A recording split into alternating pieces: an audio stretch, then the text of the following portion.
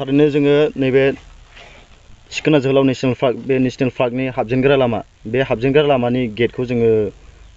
बानायगोन बे बानायनायनि साखाफारा जानायखौ जों नुनो मोननाय जादों मा बुंनो समाव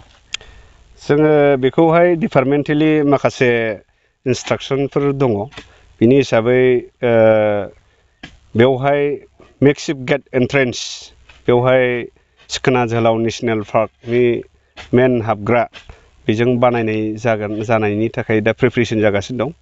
बेखौ दिनैहाय स्टार्ट खालामजेनबाय आरो बे मेक्सिभ गेटआ बानायनानै बेखौ मोनसे नेशनेल पार्कनि मोनसे समायना एन्ट्रेन्स जागोन होननानै आं फोथायो थारैनो बे नेशनेल पार्क सिखोना जोहोलाव नेशनेल पार्क बे नेशनेल पार्कआवहाय मा मा नुथायफोर नुनो मोनगोन आरो बे लामाया बबेनिफ्राय बबेसिम जागोन बे लामाया एक्सुवेलि हाबजेनग्रा बर्डारानो जाहैबाय एफआरए भिलेजजों नांजाबनाय बे सिखोना जोहोलाव नेशनेल पार्क हिसाबै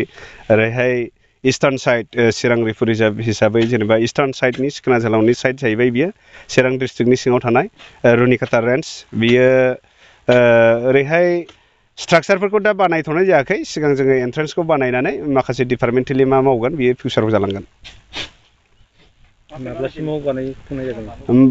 कन्टिनिउवास सोलिगोन दिनैनिफ्राय गाबोन बेखौ धालाय होनाय जागोन बेबायदिनो बेखौ जोबजासिम दिनैनिफ्राय स्टार्ट खालामनाय जाबाय